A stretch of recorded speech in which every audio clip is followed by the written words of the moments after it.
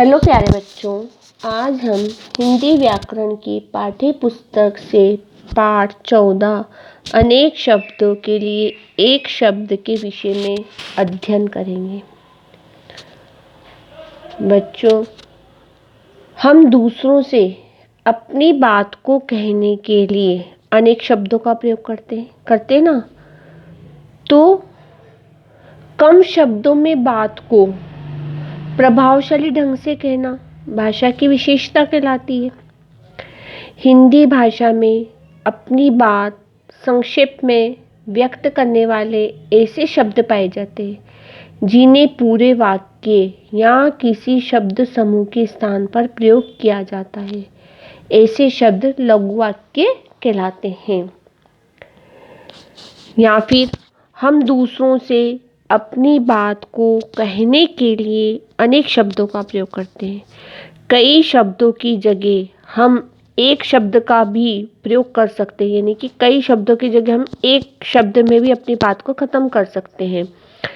इस एक शब्द से भी बात स्पष्ट हो जाती है। जो एक शब्द होता है इससे भी बात हमारी पूरी हो जाती है। जैसे उदाहरण देखिए, दादी पेड़ पौधों की देखभाल करने वाला आया है। पोती दादी से क्या बोलती है कि पेड़ पौधों की देखभाल करने वाला आया है।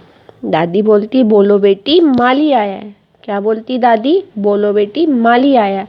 अब इससे एक शब्द से ही पूरी बात स्पष्ट हो गई है। जैसे घोड़े की सवारी करने वाला। अब हम ऐसे नहीं बोलेंगे घोड़े की सवारी करने वाला। अब हम ऐसे भी कह सकते हैं, एक ही बात में अपनी बात को ख़त्म कर सकते हैं कि यह एक घुड़सवार है। घोड़े की सवारी करने वाला कौन होता है? घुड़सवार। जो लकड़ी का काम करता है उसे हम क्या कहेंगे? बढ़ई। लकड़ी का काम करने वाला। ये नहीं कहेंगे कि हमें लकड़ी का काम करने वाला है, वह व्यक्ति लकड़ी का काम करता है। हम ऐसे बोलेंगे वह बढ़ई है। अपनी बात को एक शब्द में भी हम पूरा कर सकते हैं। इससे भी हमारी एक से शब्द से भी हमारी बात स्पष्ट हो जाती है। अनेक शब्दों के लिए एक शब्द का प्रयोग भाषा को सरल, सुंदर और प्रभावशाली बनाता है। इसे अनेक शब्दों के स्थान पर एक शब्द का प्रयोग करना कहते हैं।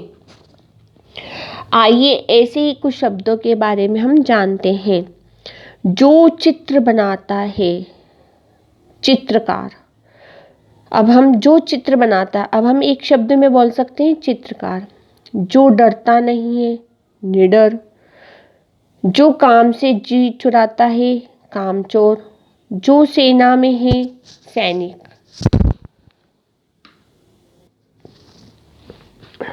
जो कपड़े साफ करता है, धोबी।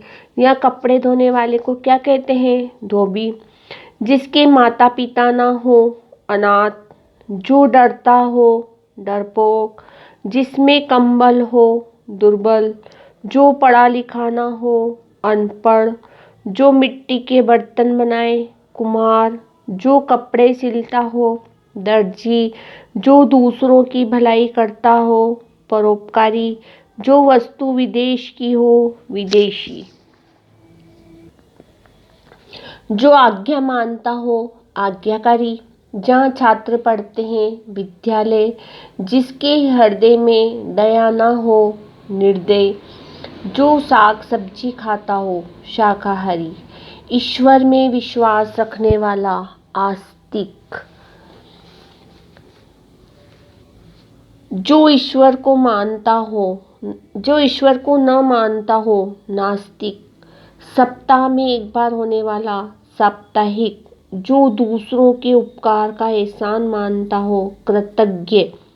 जो पक्षियों का घर हो, घोंसला। जहाँ चार रास्ते मिलते हो, चौराहा। जो बहुत बोलता हो, वाचाल।